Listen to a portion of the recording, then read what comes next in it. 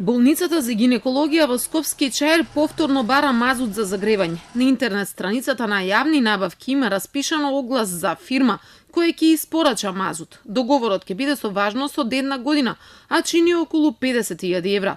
Ова беше доволен повод за да прашаме дали гинекологија Чаир покри острите реакции на јавноста и следната зима ќе се грее на гориво кое загадува. Од болницата смируваат дека ова се само залихи потребни, додека не се промени начинот на затоплување. Оти во болницата веќе се работи на гасификацијата. Ние додека не се почне да се работи, мораме сукцесивно, значи помалку да се снабдуваме со мазут, затоа што треба да ги грееме просториите каде што се, значи, пациентите и новороденчињата. И тоа така го правиме, значи, во мали количини, се додека не се стори да се почне да се работи. Во моментот кога ќе се почне да се работи, значи и да сакаме више нема да можеме, затоа што целото тоа ќе биде бајпасирано. Но Чаир не е единствената државна институција која се грее на мазут. Болниците се почесто се загревани со него или во комбинација со нафта.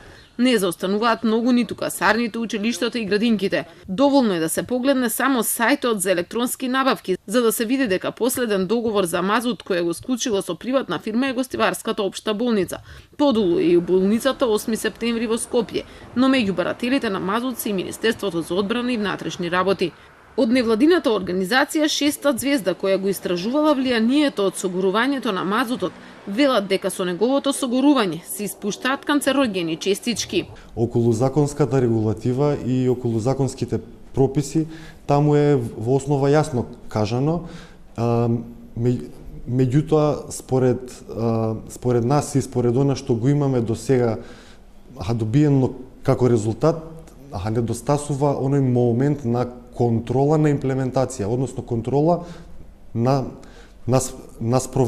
спроведувањето на сите тие мерки и технички параметри за правилна експлоатација на самите постројки.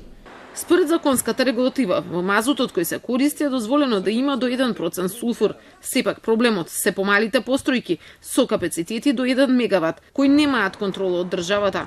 Идејата на решавањето на овој проблем е да се помине кон почисти горива, така што кога мене би ме прашале овие институции кои што се помалечки, кои што имаат капацитет под 1 мегават, може многу лесно да поминат на согорување на почисто гориво пропан-бутан или уште подобро метанот, кој што сега се носи со новата гасоводна мрежа, кој што би требало да им стане достапен, или да преминат кон некоја современа друга технологија на топлински пумпи или слично, кои што може да ги задоволат потребите за грејење и за ладење на истите објекти. Примерот со гинекологија Чаир е само еден кој ја разбранува јавноста.